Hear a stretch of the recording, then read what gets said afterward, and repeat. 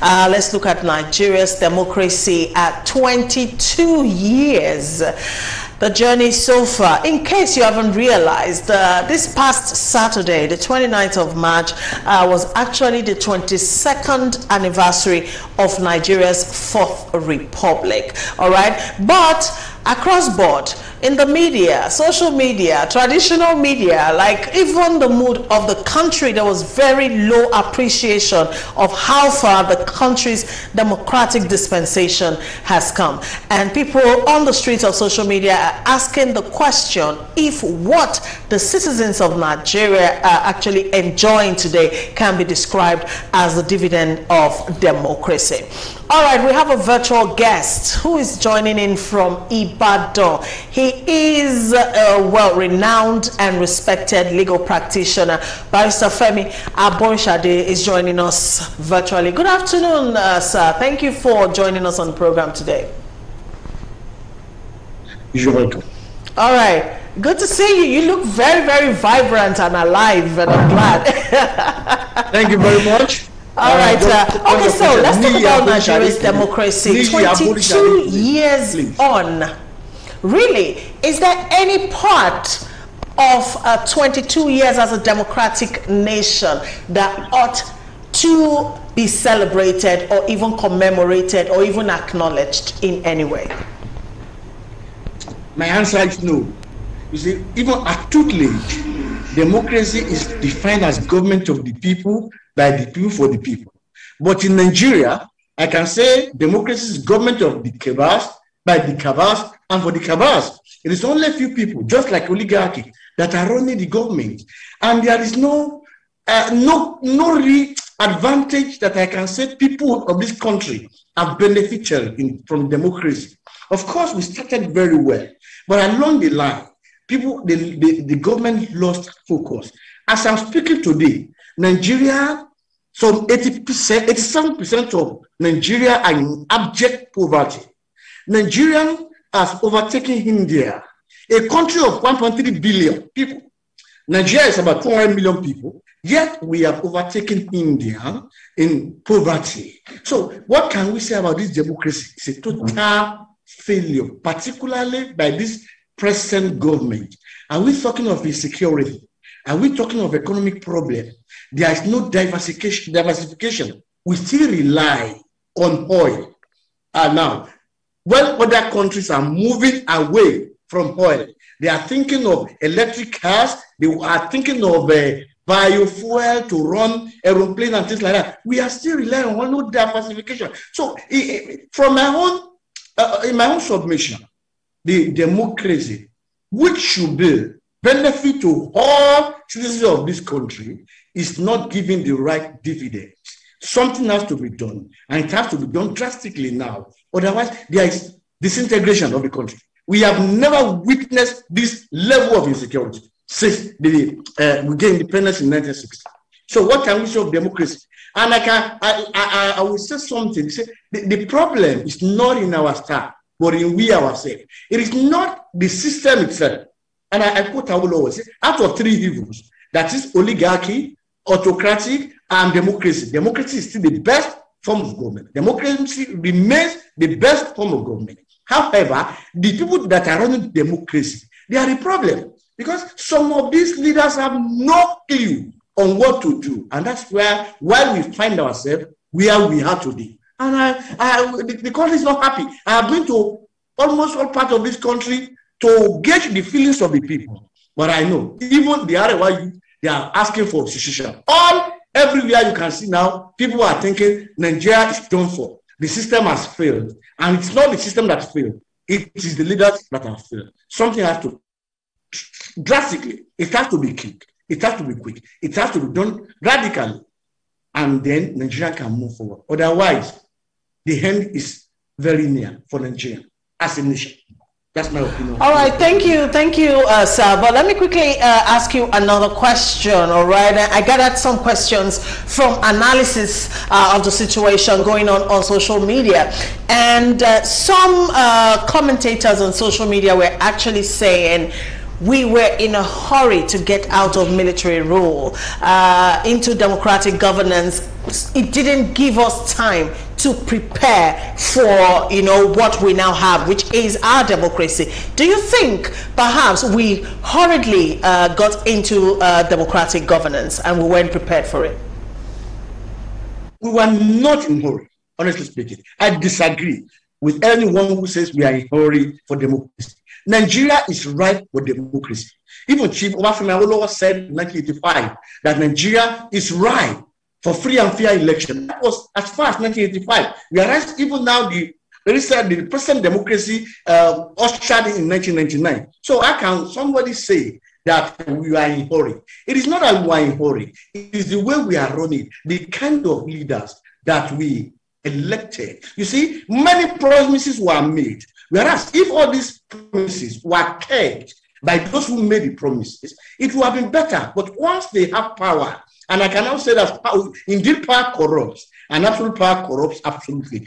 For those who do not know how to run the government, that's the problem. It's not that we are in a hurry, but the people that we put there, they are not competent to run this country. And it's very clear that they cannot do it. It's a shame that we have this kind of leaders in our country. There are some few people at state level that are trying, but because of the democratic situation of this country, it is very difficult for a credible leader to emerge as the president. And I always maintain, if you cannot get it right from the top, there is no way that things will run well. You see, as a rule of thumb, they said in a given country, 20% are good, 20% are bad. The remaining 60% will follow those who are in power.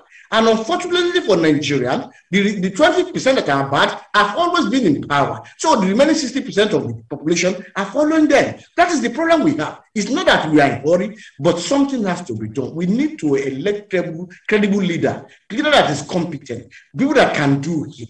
Otherwise, we will be moving around the circle, all and nothing will happen. It's only a madman that will be doing something at the same time, the same thing all over, and think there will be change.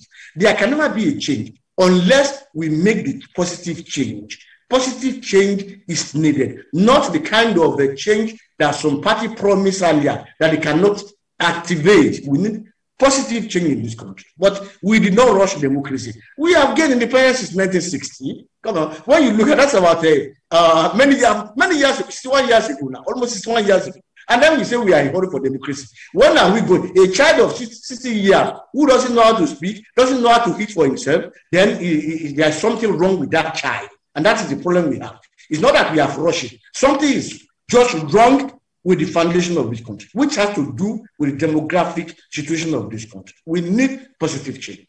Thank you very much. Okay. All right, Barrister Aborishade, thank you for holding on. Let me come back to you now. From everything from you to the studio guests, what has been said so far is putting the bulk of the blames on the doorstep of the leaders, the politicians. But now, governance is too important for us to leave it to politicians alone. Citizens' participation is a key element in achieving good governance. Would you say the citizens of Nigeria themselves, ourselves, the ordinary citizens, would you say we have actively participated enough to make the process what we really want it to be? Well, I mean, both the government and the government, we all have problems, honestly speaking. Into politics. And now, I can tell you, before you can emerge, even at primary level, you spend millions of naira. Who are the people collecting the money? Are they not the citizens of this country? That is one of, even the civil servants. If you see, they're still more than the politician. That is one thing. But I mentioned something earlier, which I want to clarify in terms of demographic problem we have.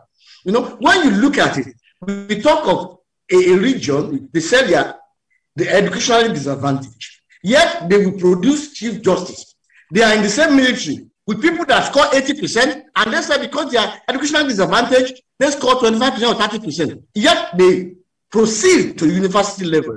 What do you think will happen in such a situation where some people, the best, cannot compete with the others? Because I read in the book of A Wise Straw by Adewale Ademoyiga, He said, even when they were in the army, about to join the army, they discovered that some people, they have been chosen already. They were happy. Not that because they will pass the exam, but they know because of the demographic structure of this country, they will be selected. That's one of the major problems. And I agree with the two gentlemen. The constitution that was fostered on us by the military is ab initio, is totally, is a fraud.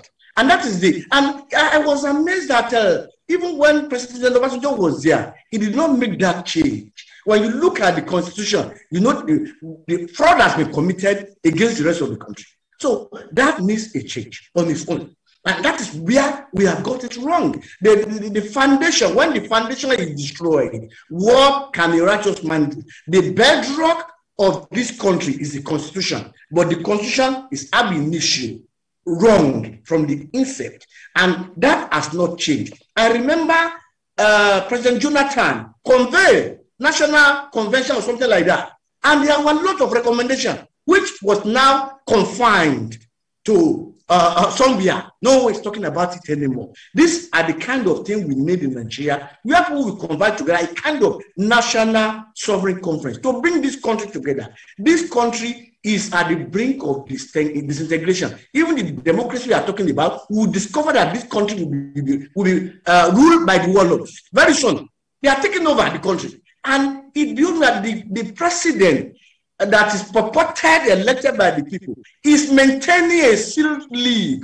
He was not talking. He is not addressing the nation. Yet the country is burning. And we say we have a president, a democratic, a purported democratically elected president.